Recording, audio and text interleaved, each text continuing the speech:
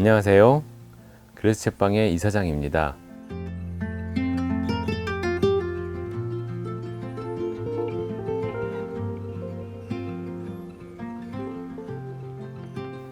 책방을 준비하면서 책들을 통해 우리 책방에 담을 이야기는 어떤 것들일까 아주 오래 고심했습니다.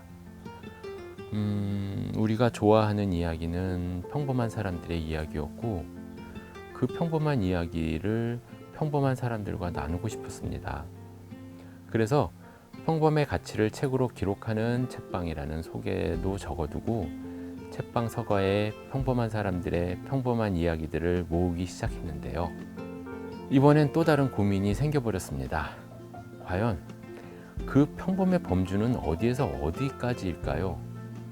평범한 사람들은 누구고 평범한 이야기는 어떤 이야기일까요? 아마도 이 고민은 그래서 책방이 앞으로도 계속 이어가야 할 테지만, 때론 뛰어나거나 색다른 이야기들이 혹은 부족하거나 못 미치는 이야기들이 책방에 계속 자리 잡는 것을 보면 오히려 이런 책들을 통해 평범을 더욱 잘 이해할 수 있는 것 같습니다. 결국 평범이란 뛰어나거나 특별한 것 없는 이라는 사전적 의미와 더불어 부족하거나 모자라지 않다는 상대적 의미를 동시에 품고 있구나 하는 생각을 하게 되죠. 새로 들어온 책들을 정리하다가 어떤 사람이 이런 책을 쓰는 걸까 궁금해서 저자 소개나 한번 보자 하다가 이리고 뭐고 한나절을 꼬박 붙잡혀 있던 책을 꺼내봅니다. 특수청소 서비스 종사자 김한 작가의 죽은 자의 집 청소라는 책인데요. 구정인 작가님의 기분이 없는 기분에서도 고독사로 돌아가신 아버지의 부패한 시신이 있던 집을 청소하는 대목에서 고독사 전문 청소업체가 소개되기도 했었죠.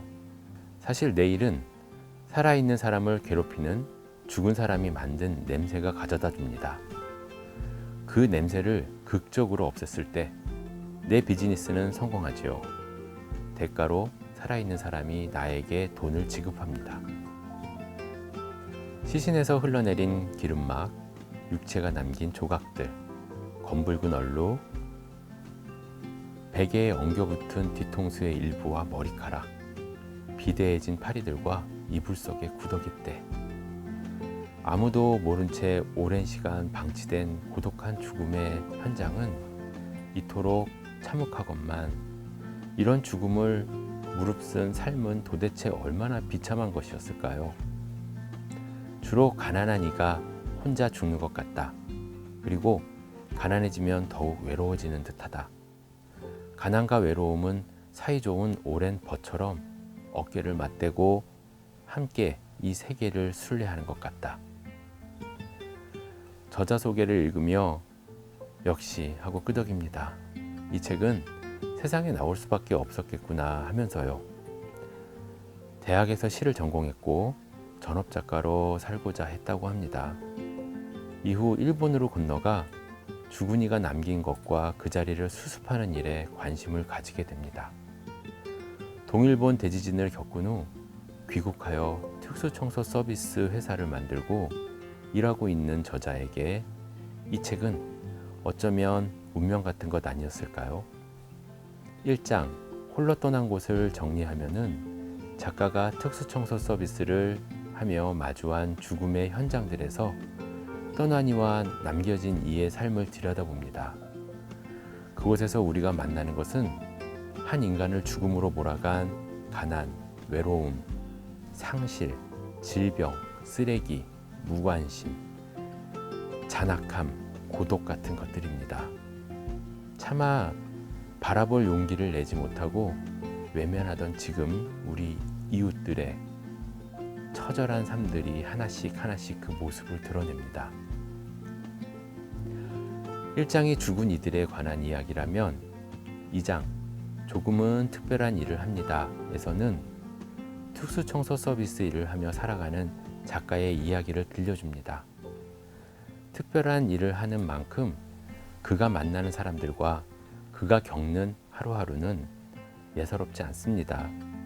항상 죽음을 응시하며 살아가는 사람의 모든 감각은 죽음에 길들여져 주위의 모든 죽음의 기미들을 감지하는 것 뜻합니다. 죽은 자의 집에서 발견하는 죽음의 단초들은 가난과 낙오에 대한 우리 사회의 비정함을 비춥니다. 여백이 많은 이력서라던가 위로와 위안을 나눌 누군가를 대신했을 책 몇 권, 체납고지서, 독촉장, 전기료 체납에 따른 단전 안내와 점점 세상으로부터 고립되어 집안 가득 쌓이는 쓰레기와 배설물과의 동거. 게다가 고립되어 죽은 자들은 죽음 이후에도 쉬이 평안을 얻지는 못할 것 같습니다.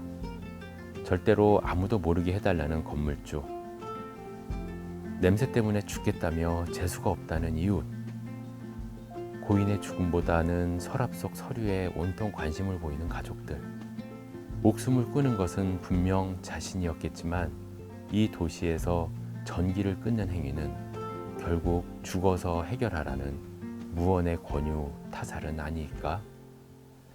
체납 요금을 회수하기 위해 마침내 전기를 끊는 방법. 정녕 국가는 유지와 번영을 위해 그런 시스템을 용인할 수밖에 없는가? 삶과 죽음, 서로 등을 맞대고 공존하는 서로의 뒷면이란 저자의 표현을 빌리자면 죽음보다 못한 삶일지라도 죽음으로 뒤집히지 않도록 서로 들여다봐주고 서로 등을 맞댈 수 있기를 간절히 바라게 됩니다. 그리고 우리가 누리고 사는 평범이란 범주가 어쩌면 누군가에게는 유토피아일 수도 있다는 생각, 미안한 마음으로 떠올리게 됩니다. 사람은 자신의 이야기를 들어주는 사람이 있는 한 스스로 목숨을 끊지는 않는다고 하죠. 내 이야기를 들어주는 사람을 갖는 일, 누군가의 이야기를 들어주는 사람이 되는 일, 그런 일처럼 평범이란 소중하지만 볼품없고 빈약하지만 간절한 일일지도 모릅니다. 앞으로도 시시하지만 쓸모있는 평범을 말하는 책을 열심히 소개하도록 하겠습니다. 언젠간 그래서에 들러 여러분의 반짝임을 나눠주세요. 설레는 마음으로 기다리고 있겠습니다. 감사합니다.